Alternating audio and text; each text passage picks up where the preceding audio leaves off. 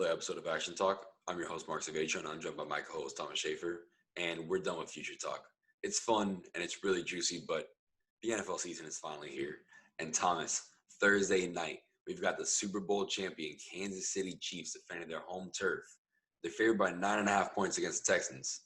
How you feeling in this one? Man, I'm so excited to finally have the NFL season back amongst all that uncertainty that there was going on in the offseason, whether we're going to have it or not. But we get to be full-blown degenerates again, Mark, putting out 10-team parlays, putting out 12-team parlays, ready to make some money. And my first bet of the season is going to be the Houston Texans, 9.5 points, almost getting 2-score game in the first game of the season. Lock that in. I love that play. I'm sorry that we waited all this time only to take the Houston Texans. Are you kidding me? After what we saw in the divisional round and what we saw the Chiefs do, I don't know, man. I've been betting them so much throughout that whole time that got to ride the hot hand, right? I mean, I know there's been some time off, but I got to keep riding this team that's been treating me so good. I'm laying the 9.5 for the Chiefs, and it's closer to even money. It's juicy. So you got to take that minus 105, laying the points, taking that money line, just spreading out all over my parlays, man. All of my 8, 7, 4, 12-team parlays. If we're talking money line, strictly taking the Kansas City Chiefs. But if I'm going against the spread, I got to take those points. It's just too much, almost 2 scores, like I just said. But I think this is going to be close. Houston Texans beat them outright in the regular season last year, so it's not as far weighted as the gamblers really think, Vegas think it is right now. And it was at 10 a couple weeks ago, so people are starting to think the way you do, but I don't know. I like to fade the public generally, so I'm going with the Chiefs, man. Doesn't deter me from my bet. Neither did any of the noise I was hearing about those Niners when I bet on the Chiefs in the Super Bowl. So, like I said, they treat me well. I'm rolling with those Chiefs. I know where we both will agree on, though. This next game, not the game, but what the Bears should have done. The Bears shouldn't have drafted Mitchell Trubisky. They should have got either Patrick Mahomes and Deshaun Watson. But this game is Bears at Detroit Lions. Lions are a 3-point favorite. Who do you like here? So with these one, you said and, so let's just say or, but that's cool. Either one of those quarterbacks would have been better than Mitch Trubisky. That's neither here nor there. But in this one, I gotta say I like the Detroit Lions money line. I usually don't like messing with small spreads like this. It's usually one of those games like when you have divisional rivals like this that it's gonna be a close game. And if they win by 3, you don't want to push. If they win by 2, you don't want to lose. Just take the money line, minus 155. It's close enough. I'm going to take the Bears money line, get that plus money. This is going to be in my underdog parlays. I think the Bears defense is just going to be as good as it was the last 2 years, elite. They were a top 5 defense last year. And, of course, Mitchell Trubisky, we know what he is. He's a mystery. And I know the season's not going to be strong for them, but these teams are too close for you to pass up on this plus money. And I think Matt Patricia is going to be on his way out at the end of the season. He might even get fired mid-season. So I think this is the start of his departure from Detroit. Wow. I'm going to clip this off and say because it's a hot take, man. I don't know. I mean, mid-season, to get fired mid-season, I mean, not hot take, not hot like scorching hot.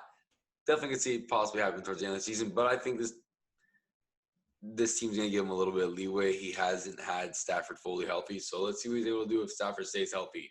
Let's see what that looks like for a full season, and then maybe he might be on his way out. But I don't know, man. I got to roll with that money line. It's just going to be tough for him to keep his job. I know we're kind of going off the rails a little bit. It's going to be hard to keep his job playing with the Vikings, playing with the Packers, competing with the Bears defense. It's too much for him. But we'll stay in the NFC and talk about those Bears or those Packers and Vikings. We got Packers at Vikings. Vikings are a 2.5-point favorite. Who do you like here? I see all the purple and yellow and Adrian Peterson and all the Viking stuff, and I'm sorry, man, but that bad man Aaron Rodgers is coming in, and just as he did last year, they're going to come in and get the dub. So I'm taking that plus 120. Excuse me, can't speak right now. But I'm taking that plus 120 with Aaron Rodgers and the Green Bay Packers What about you, man? I'm sure you're boiling right now inside. No, I get it. This is a rivalry. This is going to go either way. It's going to be a tight contested game, but I think the Vikings come out. I would take this spread or money line if you want to be safe, but Aaron Rodgers has struggled against the Vikings, especially when Mike Zimmer's been the head coach. He used to throw all over us when Brad Childress and Leslie Frazier were our coaches. But this guy is an elite defensive coordinator, Mike Zimmer. Aaron Rodgers is 1-5 in the U.S. Bank Stadium, the new Viking Stadium, since it opened. And he struggled last year. Aaron Jones was the reason why they beat the Vikings in Minnesota last year. He ran for 150 yards and 2 touchdowns against us on Monday Night Football. And I think this being a 1:00 game, Kirk Cousins doesn't have to deal with the bright lights. This is a normal game. It's going to be no fans. He's going to be fine. And if Aaron Jones beats the Vikings, hey, they beat us. I knew you were gonna mention the prime time thing, and it was like my kryptonite in this argument, right? Like, I can't even argue. Like, you're right. Like, Vikings lost to Kirk Cousins on prime time, but I will say, Aaron Rodgers has to have a scorching hot fire in him when he saw his team draft Jordan Love in the first round and then get a running back in the second round. He's just there like, wait, what? We almost went to the Super Bowl and I'm not getting receivers. What? So I think Aaron Rodgers, even with Valdez-Scantling, Lazard, and Kubero, and whoever else they put on the field, I think this guy's going to come out and ball. I think he's going to come out and put up some MVP-like numbers. Not saying he's winning MVP, but Aaron Rodgers is going to come out and ball this year. And I think it starts here in Minnesota. That's just one of the other reasons why I think it's going to be the Vikings. The Vikings had a better offseason than the Packers. Packers didn't give Aaron Rodgers any real support. They drafted, like you said, a rookie quarterback that's eventually going to replace him and an extra running back where they really didn't need one. Like, Jamal Williams isn't terrible. He's a decent number 2. And Aaron Jones had that breakout year. So I don't know what they're doing, but I do know what the Bucs are doing. They're going to be looking for their first Super Bowl since 2002.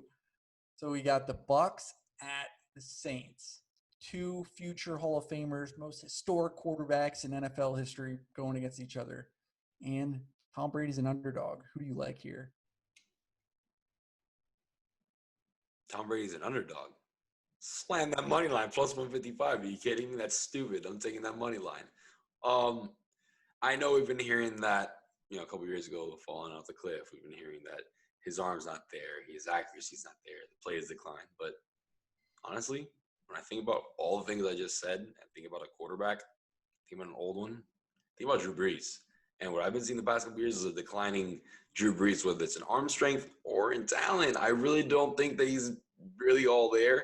He's all there mentally, so don't worry. I'm not saying the guy's loony or anything, but I just don't think that once a guy throws further than 9 yards, he's not that effective. So you got to roll the Bucs here. Sorry for that long-winded answer, Thomas. I know you want your 11 minutes of fame, so go ahead and tell me what you think about this one.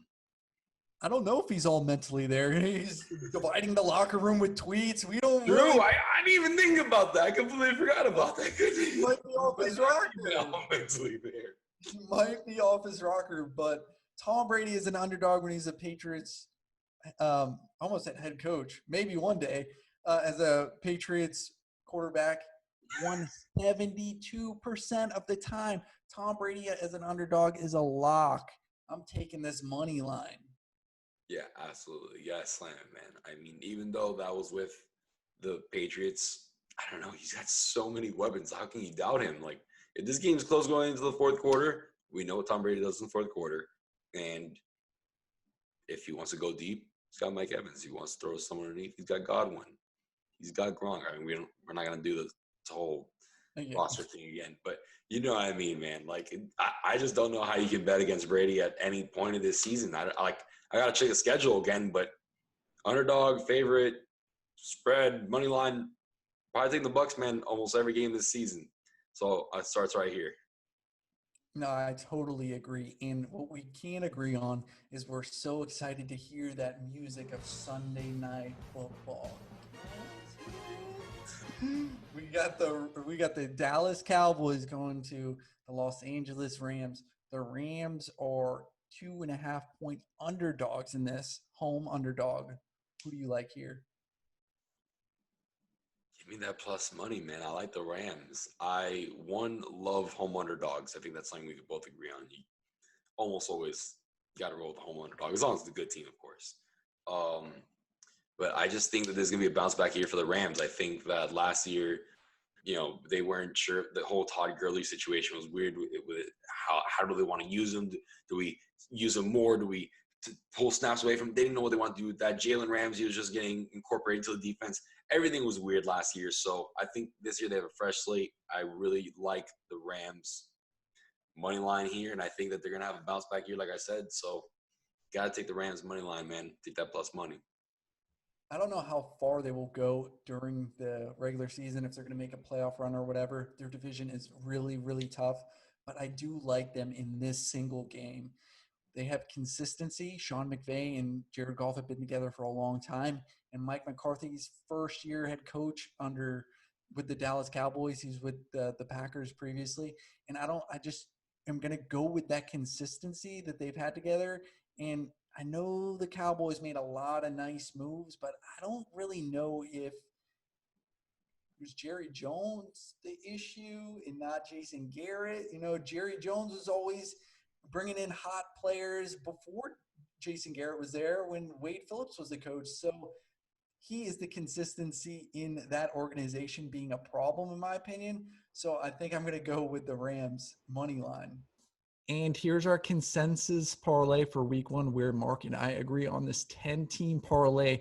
A $10 bet pays out over $800. So let's lock in these bets and let's get rich. And thanks for watching another episode of Action Talk. Be sure to follow us on Twitter and Instagram at Action Talk Bets. And don't forget to like and subscribe below.